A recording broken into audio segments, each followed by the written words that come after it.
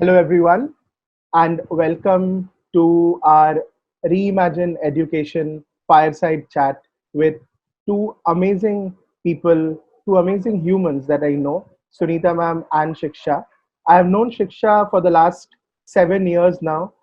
She started as a student in Rahul's class. Rahul is my co-founder at Simple Education Foundation. She started as a student in Rahul's class and has gone ahead and inspired so many other students to follow her footsteps. Coming from a public school, she has actually achieved things that a lot of us can only dream of. And on the other side, we have Sunita ma'am. I remember around 4 years ago when I walked into this SDMC school in Bhimnagri, which is a government school, and I spoke to ma'am. Ma'am told me that she joined the whole education system following the footsteps of her inspiration, Mother Teresa, and she wanted to do something great to serve the society.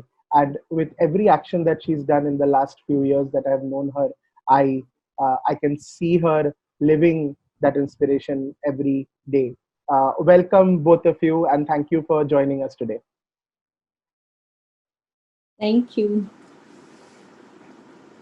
So, ma'am, I will start off this discussion with you, Mm. and I would want you to just quickly share a little bit about yourself and what brought you to education. Okay, my name is Sunita, and for last 35 years I'm into teaching.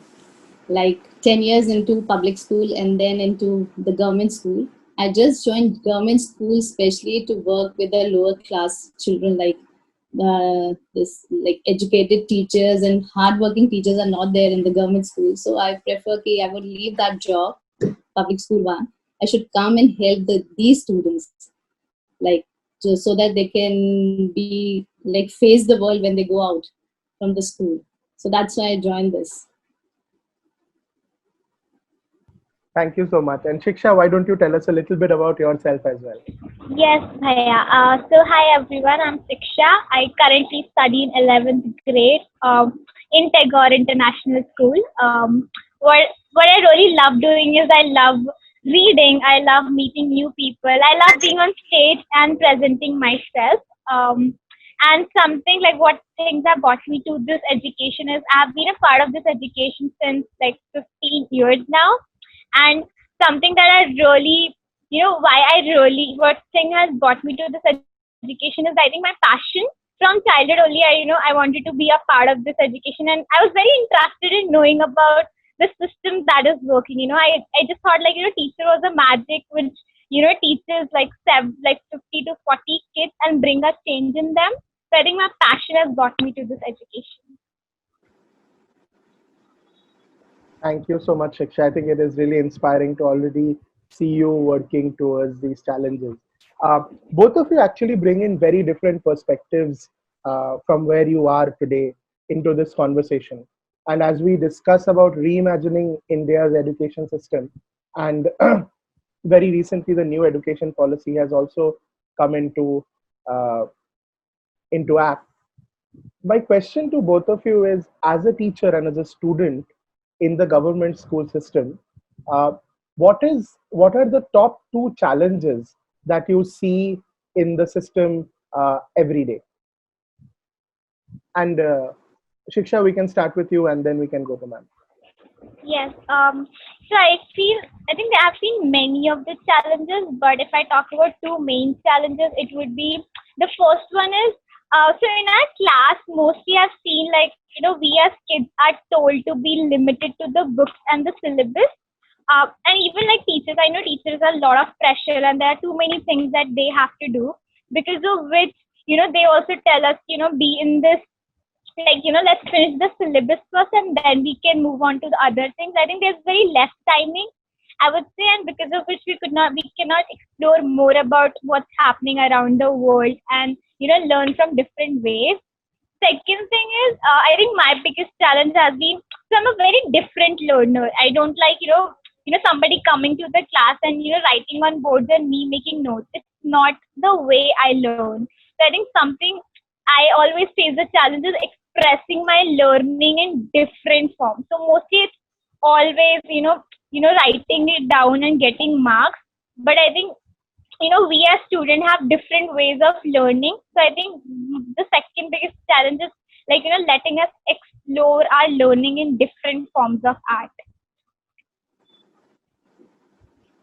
Thank you, Shiksha. And ma'am, as a teacher, I think Shiksha has brought some very interesting points. As a teacher, what do you feel are the two biggest challenges that the government education system or the entire education system faces today? Like two challenges according to me, like same thing she's saying, like so many students in one class, population is there like 40 to 50 or sometimes 70 or 75, so teacher can't pay attention to everyone. If you want a good education and all, so like in foreign country 20 students, 20, like 2 is to 20, 1 is to 10. Here one teacher is there and 60 students, and you have to complete the whole like syllabus in 1 year. Like, and with that extracurricular activities, so many competitions, scholarship exams, everything the teacher has to look forward.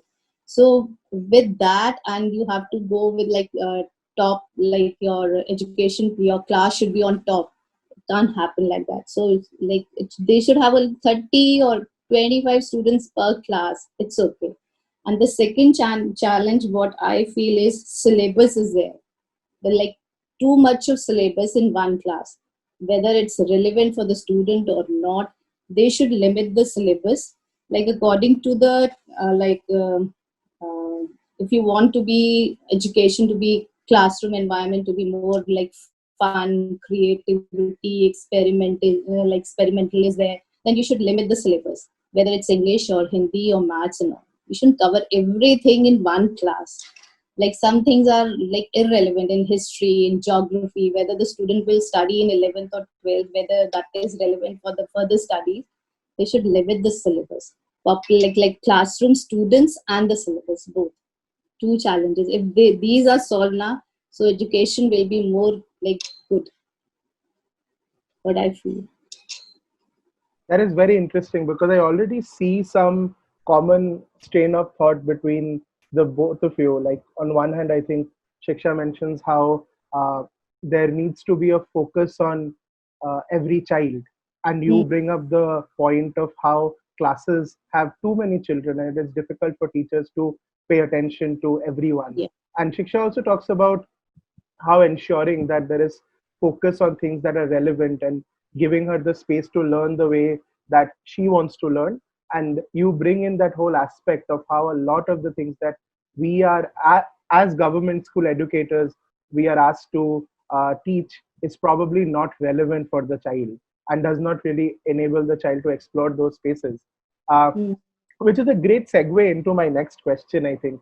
uh, if you all had all the freedom in the world, and you could design your own classroom uh, for a day, Yeah. what would we see into that classroom as, and everybody listening to this conversation, as they would walk into that classroom, what are some of the things that they would see in that classroom? uh, Ma'am, I would So love to hear from you, and then Shiksha, if you can also bring in your perspective on that, then that would be great. like two option can be there. First, like student participation. Suppose if I'm teaching about plants, so I would like this classroom should participate. I will suggest them like to have one green corner, make a green corner. They will start with the like whether they will want to paint it or make craft work like flowers and all, or just bring the leaves from outside, whatever they feel. They can make a green corner, and then we can start with like some students can bring seeds, and they will tell whatever they have brought, like leaf, they will tell about the leaf function, about the shape of the leaf, everything. Then those who have brought seeds, they will tell about the seeds. Like classroom participation is there. The second option can be the teacher. Like suppose if you're talking about a panchayat in a like civics or something like fourth or fifth standard, then we can have a panchayat this thing classroom. Like teacher will ask students to make a panchayat this thing, or we are talking about the parliament, so some of them can become a minister, or they can talk about opposition like this, something like that. Like students participation is more important, then only a class will be more active and all. What I feel.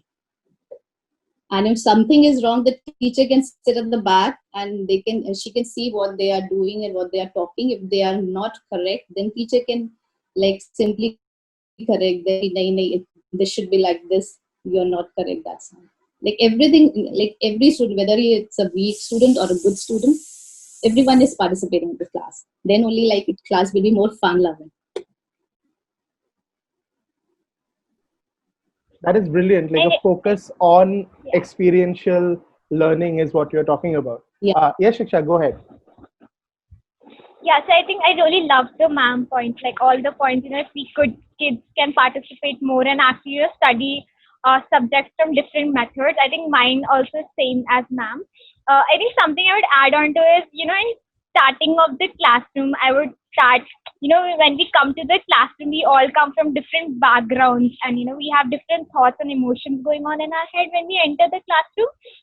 I think what I would love is, once the day starts in the school, we should actually start with a small morning meeting where we actually, talk, appreciate, maybe write a small letter to one of our friends, or, just going in the classroom and hugging each other and just like making them feel comfortable for the day. And I think then I would start up with the class, where in the class we actually just not, open the books and do things, but actually, explore. So I think there's an experiment that I have seen in books, like, observing plants, and also maybe we are told to go to the ground and see, observe plants and leaves if you're doing science chapter. I think that would be really interesting doing through activities and videos. Also, I think my method, what I really love doing is presenting things out. So, we get time in the group and, in like 2-3 minutes, we have to present the topic. I think that is something, I really love doing. I would continue that in my class too. And the most important thing that I hold very closely to me is, when the day ends, we should do some of the reflection part where we actually sit in a circle. Especially I told circle because we see circle as a closed space. So whatever things we talk should not go out. So, just sitting in a circle and talking about how our day went and things that we did really great and things that can be better to us. I think this is our reflection part is the most important part that would be in my classroom, so that we know that, this is our progress and these are the things that we would want to change. Yeah. Thank you. Thank you so much. I think both of you have really painted pictures of classrooms that I definitely want to see in more schools. And I want to close this conversation by asking one question to both of you, which is, for everyone who's listening to us today, we have teachers, we have people working in education, we have students also who are listening to us.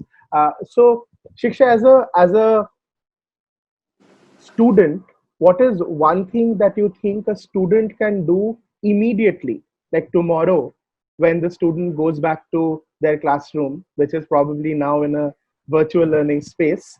Once they go back to a classroom, what is one thing that a student can do immediately to reimagine education or to change the way education is happening inside their classroom? And similarly, ma'am, what is one thing that a government school teacher or a teacher anywhere in the world can do immediately to ensure that the way teaching happens in their classroom is fundamentally changed? We can start with Shiksha, and then ma'am, you can close this conversation. Yeah, so I think one, as a student, what we can do is, in classroom, we as students are afraid to ask questions to teachers because we feel that, the answer, like maybe we are afraid of judging, like people going to judge us. I think we as students, what we can do when we go back to the classroom is, ask a lot of questions to the teacher, so that, we also understand the subject that we are studying, and, we learn a moral value from all of this. So, just like questioning teacher, why are we doing this? And, just giving some feedback to the teacher, so that it's, it's like two-way partnership.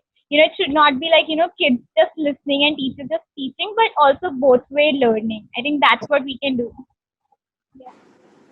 That is a beautiful thought, and I definitely, I think I urge all the students listening to us right now to definitely go and talk to your teachers more, ask them more questions, and give them feedback. I don't think our teachers get a lot of genuine feedback from our students, and I think as an educator, I can definitely say that I'm looking forward to getting some great feedback from my students.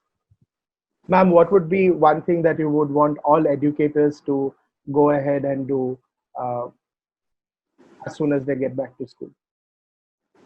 Like first we have to, after going up to 6 months, first we have to make them sit like in a disciplinary manner, like routine and all is, it's all break. So first we have to make a proper routine, a proper timetable, so that the children can sit in the class, especially the smaller children, and to make them study like in a fun loving creative environment. It's very important because they are like for the long time they are in the house. So at least now when they are back in their classrooms, so first thing is to make them sit, make them come in a proper routine, in a uniform on time, and to pay attention in the class, main thing, because the parents are more worried whether when they will go back to their school, how they will do it in the class. I don't know, because they get up around 9 o'clock and they're not having bath and having food all the time. So main thing is that make them study and make them sit down and to be like in a disciplined manner, like the whole day, which is not there at home. But I feel that is the main thing, and then the studies are there. The whatever is left we have to finish off in a very limited time. This is the main target. Let's Yeah, hope the school will start around in October or November, whatever it is. So main target of each teacher, whether it's a public school or a government school, to finish off with their syllabus and all. yeah, That's it. yeah. I definitely think that the pandemic has broken a lot of habits. So it is going to be important to ensure that some small habits are rebuilt, uh, Yeah. so that our students are equipped to learn better. And I think again, how do we bring in uh, those pieces of self-learning, those spaces where children are actually asking questions and learning in a way which is more collaborative, more experiential. Uh, this was a really wonderful conversation. I want to thank both of you for taking time out and joining us today. I think I have definitely picked up some quick things that we are going to work on, and I hope everyone listening to us today has also picked up some of these jewels that you all have thrown around. And thank you so much. And I wish both of you uh, all the best and stay safe. And yeah, that's about it. Thank you. Thank you. Thank you, Bhaiya. Thank you.